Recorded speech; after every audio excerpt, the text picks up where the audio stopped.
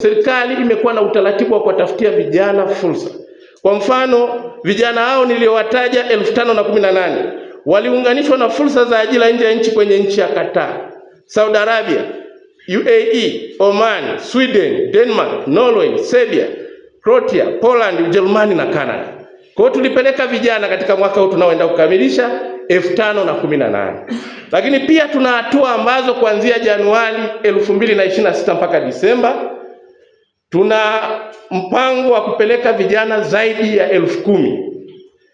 Na tumeshaanza kusaini mikataba, na hivi tuna mikataba ambayo iko kwenye hatua ya mwisho, hasa katika nchi za Japan, Saudi Arabia, Qatar, katika fani mbalimbali.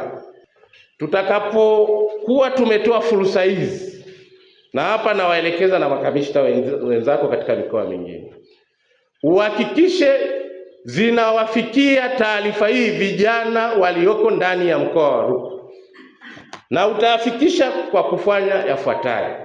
Kwanza, kushirikisha kupitia mabaraza yetu ya madiwani katika halmashauri zote. Mheshimiwa Sangu ametoa maagizo hayo wakati wa kikao maalum cha wadau wa mahusiano kilichofanyika mkoani Rukwa, huku akibainisha kuwa katika mwaka 2025 jumla ya vijana 1518 wamefanikiwa kupata ajira za staa nje ya nchi kupitia wizara yake, hatua inayochangia kuinua uchumi wa wananchi na taifa kwa ujumla.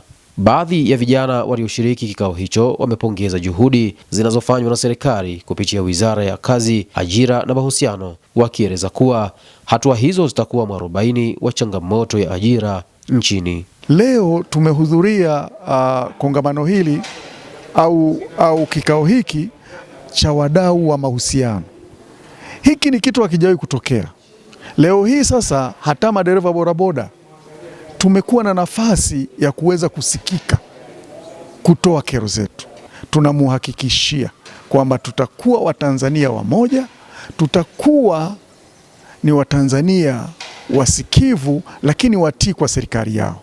Maafisa wa usafirishaji wana elimu zao, wana vyeti vyao, lakini wameviweka ndani tu, hawajui wapi paanzie ili waweze kupata fursa za ajira. Hili ni eneo ambalo sisi tunaenda kutupa fursa sana. Vijana wa hali ya chini kama maafisa usafirishaji ni wasomi wazuri tu. Sisi kama Wanarukwa tunashukuru Mungu kwa hili, na kwa kweli umesema charity begins at home, na tunakushukuru sana kwa hili kwamba umeanzia hapa nyumbani. Tumesikia huko na huko, tungekuwa hiki ni kitu gani, lakini umeanza hapa nyumbani, na sasa tunafungua masikio vijana wetu ili wapate fursa hii. Wadau wa mahusiano wametoa wito kwa vijana kuchangamkia fursa zinazotangazwa na serikali pamoja na kujiandaa kielimu ili kunufaika na ajira hizo.